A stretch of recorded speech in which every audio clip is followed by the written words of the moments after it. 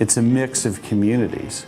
I think it's vital to preserve the history down here. Been an incubator for the arts. It has a good feel down here. This neighborhood really works for me. Deep Ellum has always been the natural arts district. Deep Ellum happened organically. You know, there's no stopping music, there's no stopping art, it's just a matter of finding a home. Through the music, it was the greatest cultural exchange. It had a very colorful history. I thought it was a good idea to embrace the art and the music that allowed this neighborhood to rise. A lot of creative people live here. This is the House of Blues. I really want to give a hand to Mr. Frank Campagna, who made this possible, as well as Tanner and Mark Roberts. Thank you very much. All right, everybody. Appreciate y'all coming out tonight. I really appreciate all the hard work and dedication from each and every artist who came out tonight. And, you know, spent all week long killing themselves, sometimes sweating, sometimes taking time off of work, sometimes just, you know, baking in the sun and doing their best not to fall off of ladders from heat stroke. Everybody did a really great job, definitely. The mural competition was a lot of fun. The whole idea behind that was let's embrace the musicians that have come out of this neighborhood and the music that allowed this neighborhood to rise. The early history of Deep Ellum in the beginning of the 1980s. At that time, Deep Ellum was a warehouse district, pretty much abandoned. There were some small businesses and shops. A few of the remaining pawn shops were still there. Perhaps what's little known is the fact that Deep Ellum really wasn't a nightclub district. During the 1920s, music in Deep Ellum happened on the street. Yeah, everybody knows that, like Blind Lemon Jefferson and Don Lee Hooker and Leadbelly and those guys, you know, Howlin' Wolf and whatnot used to play down here. I'd like to thank the, listen, I sound like I'm getting an Academy Award or something. You know? But also the musicians that the various visual artists took the time to portray, because, you know, they were a huge part of this neighborhood and hopefully will continue to be so in the future.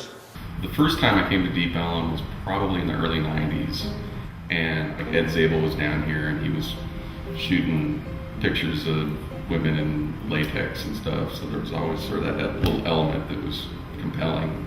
And Deep Ellum had a history that goes back to like the 1870s, and I think it's vital to preserve the history down here because it goes back further than any musical history, I think, in the United States. We need to maintain our musical history, and I think it's sad that there's not a museum down here to commemorate the blues, and Deep Ellum was a hotbed of that. I think what I liked about Deep Ellum was it had a very colorful history. You know, it was once a red light district. It had a certain musical legacy, I think, that was interesting. You know, out of all the neighborhoods here in Dallas, I probably wouldn't live in any other neighborhood simply because you see your neighbors, your friends, you catch up with everybody on the street. The other thing is you've got 30 or more restaurants that you can choose from. But I think it's truly one of the only pedestrian neighborhoods in Dallas.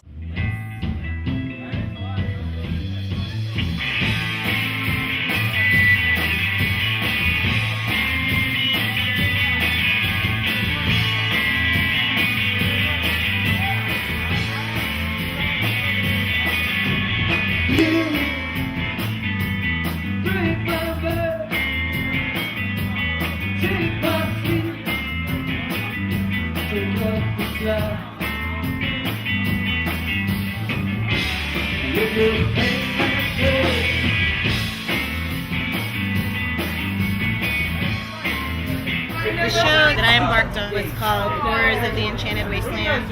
And Horrors of the Enchanted Wasteland is about the earth and the current crises that the environment is experiencing. The theme was based on old horror movies, and I was very passionate about this idea because it stemmed from a part of me that I couldn't capture in everyday life. It came from my dreams, it came from inspiration, from what I was going through at the time. I was working on so many different things simultaneously, coordinating bands, working with a TCE. I spent so many countless nights at my friend's house, sleeping on his couch. I'd stay up till like 4 in the morning, posting bulletins, emailing people. I don't know how I kept it up, but I ended up losing my job. through it. But all of the hard work was done, and everything that happened for a reason, but it took place at a time where so many things are going on right now in Deep Ellum, and to be able to do a show like this, to draw as many people as we have, I'm so excited. We're planning on doing more shows in the future. Hopefully there will be more places in Deep Ellum to do events like this and bring artists that have yet to be discovered to the forefront.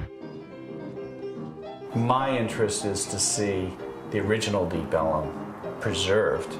Deep Ellum has always been the natural arts district where Dallas art has evolved from. What we want in Deep Ellum is to have this preservation of the old, but to have it develop, grow along with the new. Develop a plan to develop part of it and preserve as much as we can, keep the historic aspects of it and get it to where it's vibrant again.